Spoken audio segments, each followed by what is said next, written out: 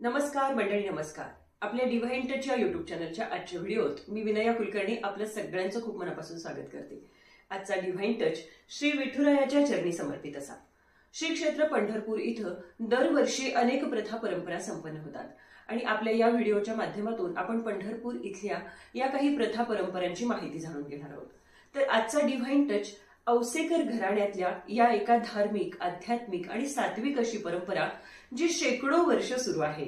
चला तर मग पाहूया नेमकी कोणती प्रथा आणि परंपरा जी शेकडो वर्षांपासून श्री विठुरायाच्या चरणी समर्पित होतीये. तर आजचा डिव्हाइन टच श्री विठुरायाच्या चरणी समर्पित असा.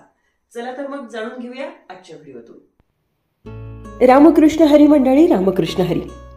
लाखो वारकऱ्यांचं, वैष्णवांचं आणि भाविकांचं श्रद्धास्थान असलेलं श्री विठुरायाचं तीर्थक्षेत्र श्री क्षेत्र पंढरपूर.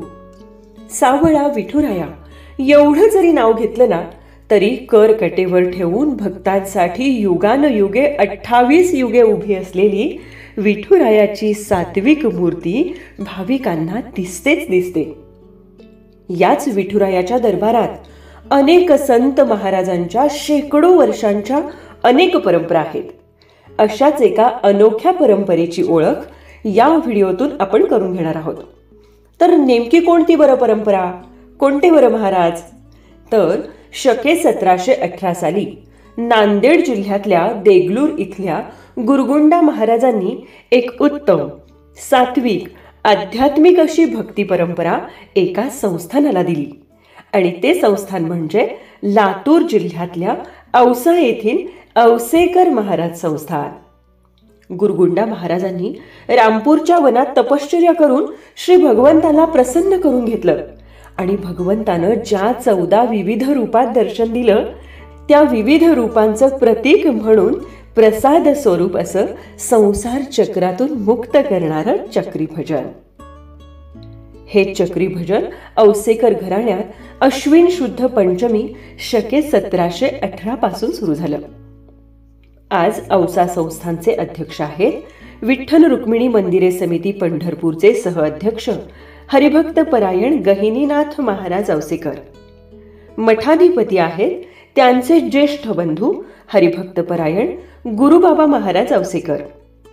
या घराण्याची ही परंपरा पुढे नेणाऱ्या पुढच्या पिढ्या सुद्धा या चक्री भजनात सामील असतात बरं.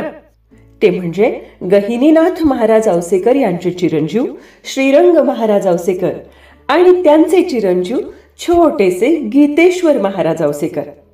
या सगळ्या पिढ्या मिळून एकत्रितपणे चक्री भजन आळवतात. आता हे चक्री भजन नेमकं कसं असतं असा प्रश्न तर तुम्हाला नक्कीच पडला असेल. तर काम, क्रोध, मद, मोह, लोभ आणि मत्सर या षड्रिपूंमधून भाविकांची मुक्ती व्हावी आणि विठुरायाच्या चरणाचा परिसस्पर्श लाभत विठुरायाच भाविकांसाठी हृदयस्थ व्हावा हाच या भजनांचा ध्यास असतो. यातली काही भजनं बसून तर काही उभा राहून नृत्य करत केली जातात. यामध्ये नृत्य, गायन, वादन आणि शारीरिक क्षमतेची अक्षरशः कसोटी लागते.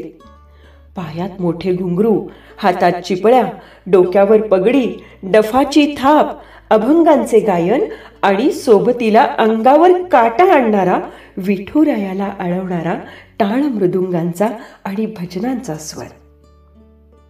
जेव्हा हा स्वर गोल गोल फिरत, गिरक्या घेत, नृत्य गायन करत तल्लीनता साधत संपन्न होतो तेव्हा अक्षरशः विठुरायाची मूर्ती डोळ्यांसमोर येतेच येते.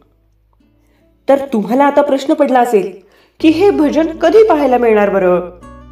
तर आषाढी, कार्तिकी, माघी आणि चैत्री या 4 प्रमुख यात्रा पंढरपूर इथं लाखो भाविकांच्या उपस्थितीत घडतात. यापैकी माघी यात्रेतल्या शुद्ध त्रयोदशीला श्री विठ्ठल सभा मंडपात हरिभक्त परायण औसेकर घराण्याची 1792 पासून अखंडपणे सुरू असलेली चक्री भजनाची ही सेवा समर्पित होत असते.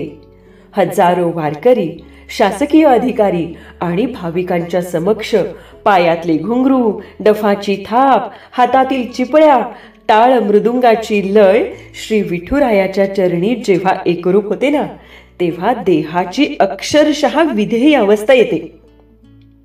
आणि कधी डोळ्यांच्या कडा पाणावतात ते आपल्यालाच कळत नाही. या चक्री भजनाच्या परिसस्पर्शाचा डिव्हाइन टच आपणा सर्वांना आपल्या आयुष्यात नक्कीच मिळावा हीच अपेक्षा. तूर्तास हेची दान देगा देवा तुझा विसर न व्हावा. हेची दान देगा देवा तुझा विसर न व्हावा. गुण गायीन आवडी हेची माझी सर्व जोडी. नलगे मुक्ती अन संपदा संत संग देई सदा. तुका म्हणे गर्भवासी सुखे घालावे आम्हासी, सुखे घालावे आम्हासी. तर मंडळी, चक्री भजनाचा हा डिव्हाइन टच आपल्याला कसा वाटला नक्कीच कमेंट करून कळवा. तूर्तास रामकृष्ण हरी, पांडुरंग हरी.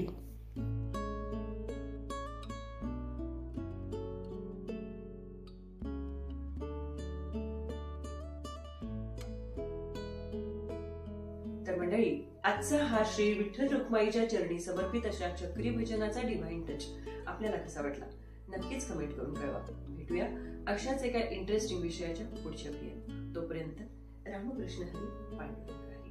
रामकृष्ण हरी, पांडुरंग हरी.